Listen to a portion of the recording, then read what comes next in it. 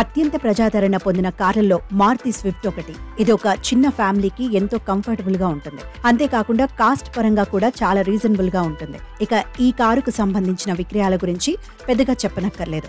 ఎందుకంటే దీనిని ఎక్కువగా హై ఎండ్ కస్టమర్స్ కంటే మిడిల్ క్లాస్ వినియోగదారులే ఎక్కువగా కొనుగోలు చేస్తూ ఉంటారు. మారుతి సుజుకి కంపెనీ ఈ కారును విడుదల చేసి కొన్నేళ్లైనప్పటికీ మార్కెట్లో ఇప్పటికీ రికార్డులు బద్దలు కొడుతూ విక్రయాల్లో దూసుకుపోతోంది. దీనికి తోడు అమ్మకాల్లో డిజైర్ కూడా అంతే యాక్టివ్ గా ఉంది. ప్రతి సంవత్సరం కంపెనీ కొత్త డిజైన్లతో ఈ కార్లను విడుదల చేస్తూనే ఉంది. గత సంవత్సరం కొత్త డిజైన్తో లాంచ్ చేసిన మారుతి స్విఫ్ట్ కి మార్కెట్లో మంచి స్పందన లభించింది. అయితే దీనిని దృష్టిలో పెట్టుకుని మారుతి సుజుకి కంపెనీ మరోసారి 2024వ సంవత్సరంలో కొత్త డిజైన్తో స్విఫ్ట్ కార్ని విడుదల చేయబోతోంది. ఇప్పటికే ఈ కారుకు సంబంధించిన టెస్టింగ్లు కూడా పూర్తయినట్లు తెలుస్తోంది. అంతేకాకుండా ఈ టెస్టింగ్ సమయాల్లో మారుతి స్విఫ్ట్ చాలాసార్లు రోడ్లపై కొత్త డిజైన్తో కనిపించింది. అయితే ఈ కారు ఇంతకు ముందున్న డిజైన్ కంటే సరికొత్త రూపుతో మార్కెట్లోకి రాబోతున్నట్లు తెలుస్తోంది. ఇక డిజైర్ విషయానికొస్తే ఈ కారు కూడా చాలా ఆకర్షణీయమైన డిజైన్తో అందుబాటులోకి రాబోతున్నట్లు అధికార వర్గాల సమాచారం.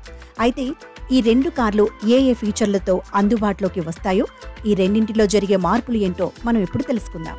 2024వ సంవత్సరంలో మార్కెట్లోకి విడుదల కాబోయే మారుతి సుజుకి స్విఫ్ట్ సరికొత్త రూపుతో కనిపించబోతోంది. దీని ఎక్స్టీరియర్ విషయానికొస్తే ఆకర్షణీయమైన బంపర్తో పాటు సరికొత్త ఎల్ఈడి లైట్లు అందుబాటులోకి రాబోతోంది. దీంతో పాటు కొత్త అలాయ్ వీల్స్, వెనుక డోర్ హ్యాండిల్స్ తో అందుబాటులోకి రాబోతోంది.